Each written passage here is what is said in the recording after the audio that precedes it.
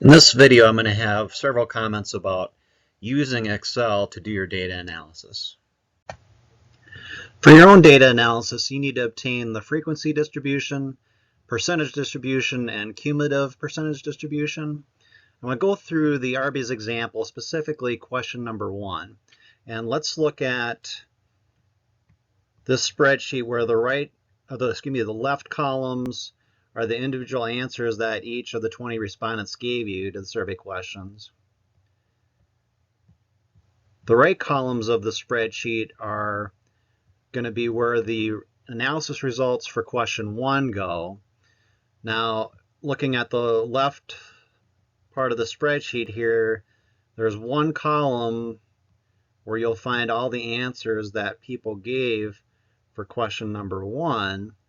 And you'll notice that the numbers in that column, you got 2s, you got 1s, you got 3s. If you look over at the analysis results area, those numbers don't match the rows here in that part of the spreadsheet. And recall that the code sheet is going to tell you the logic for each of the answers that people gave you in terms of what numbers will appear in the spreadsheet. So if you have a 2 here for the first person for what they said for an answer, that means they said 1 to 2. The next person down in row 3 said a 1, so that was essentially a 0. 1s are meaning a 0 response. And then this row here where there's a 3 in column B, that person said greater than 2. So just a brief explanation of the numbers on the right, how they match up with the numbers on the left for question 1. Now what we're going to do in the next upcoming slides is show you how these cells here that I'm underlining on the right, how Excel will automatically populate those cells with values if you give some commands to Excel. One final comment before we move on.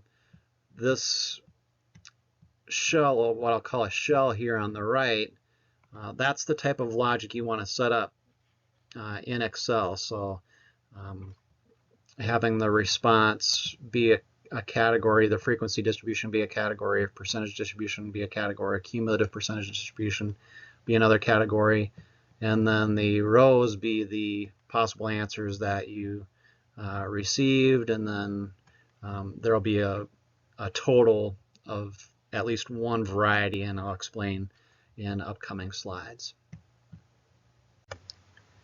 You can follow along with the document that I have posted in Moodle. I'm going to begin here with question 1 and analyzing responses to question 1. Specifically, we'll look at how many times people said 0 as an answer to the first question. To get Excel to do the number crunching for you, what you will do is in cell P3, which is column P, row 3, you're going to be typing in a cell formula to tell Excel what to do, is to come up with an answer for you, basically. And the cell formula that you'll type in to that cell that I've circled is displayed up top here as you type it. And it's going to basically do the number crunching that you want to have done. Now, a little bit more background on what this cell is really showing you. It's directing Excel to look at column B, rows 2 through 21. You know that because it's shown here where I've underlined it at the top. And it's all of the answers that were received for question 1. So for all 20 people, how did they answer that question? More specifically, how many people said answer that was coded as a 1. The 0 answer that we want to know how many people said, we coded it as a 1 using our code sheet that we talked about. And so looking at all the times a 1 appears in column B, rows 2 through 21, that's basically a 0 answer. That's how it was coded.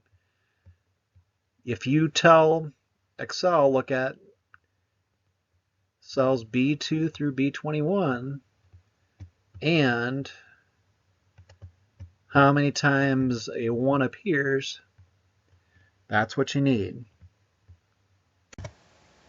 If you hit enter after you've typed in the formula, then voila, Excel will have counted up how many times there were 1s in that row.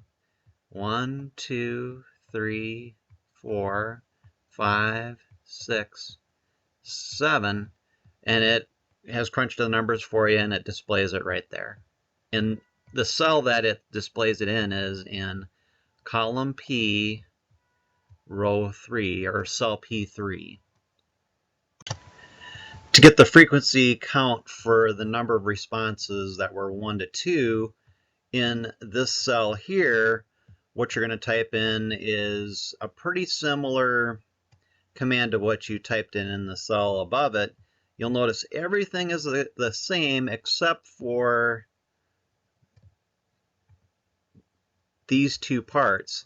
So instead of having 1 there, you have 2 there, and you're essentially asking Excel in column B, rows 2 to 21.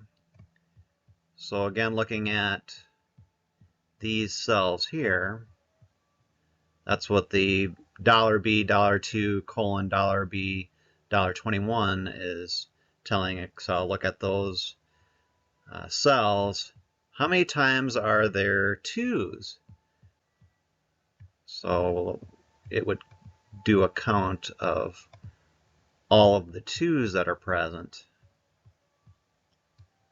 in that cell range. If you click enter, again, Excel does the crunching of the numbers for you. For the next cell down, we're pretty much using the same formula.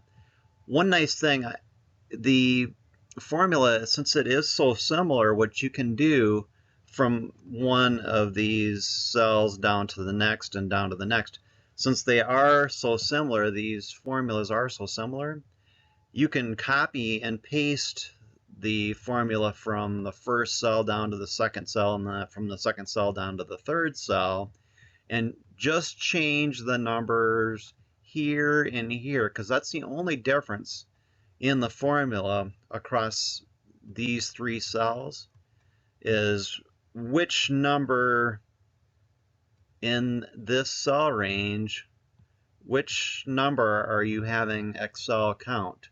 Is it going to be 1s, or is it going to be 2s, or is it going to be 3s? In this cell here, in cell P5, you're looking for 3s. You hit enter, Excel does the number crunching for you. Next cell to work on is this one right here. You're using a different formula from the one that we've used for the 3 cells above it.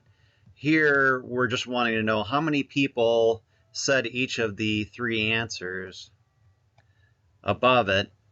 To ask Excel to do the number crunching for you, you type in this formula here. You type in the equal sign and then sum and then parentheses.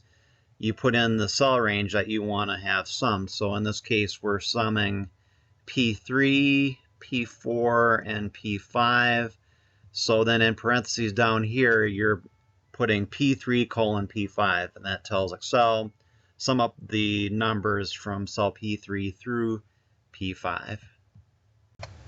You hit enter, and again, Excel does the number crunching for you. Nice thing in Excel, when you type in equal in the cell and then put in commands after that, You don't have to do any math yourself. Excel will do the math for you. Next cells that we're going to be working on are these that I'm circling under the percentage distribution and the cumulative percentage distribution. And the first order of business with these cells is we want to convert them from general to percentage. So if you click on this drop down menu, you'll see percentage is an option, and if you click on percentage, when you make these cells here active, you'll tell Excel that the numbers in these cells, you want them to be displayed as percentages. Next thing that you're going to do is in this cell here, you're going to type in 100 and then hit enter, and this cell is Q6. Next cell we're going to work on is this one here. The percentage of times 0 was stated as response. The command that you tell Excel to use is the equal sign, and then you want to do P3. You want this number divided by the number in cell P6. You'll notice that I've got the dollar signs in front of the P and the 6 in the denominator, and this basically locks that denominator in for some copying and pasting that I'm going to be doing shortly. You do this formula, and when you hit enter, again, Excel is crunching the numbers for you. Now, since the formula that I had you use, if you look up at the top here, since that denominator, since you have those dollar signs in there, if you copy and paste what is in this cell to what is in this cell, you copy this cell down to this cell, the denominator will stay the same because you've got those dollar signs in front of the P and the 6. The row will change though in the numerator. It'll go from P3 for this cell down to P4 for this cell, and hence you get the cell formula that you want to get the number to plug into cell Q4. Using similar logic, you would have cell Q5 computed with this formula. Again, if you copy the formula from here down to here and then also down to here, again, Excel will crunch the numbers for you and you'll have what you need.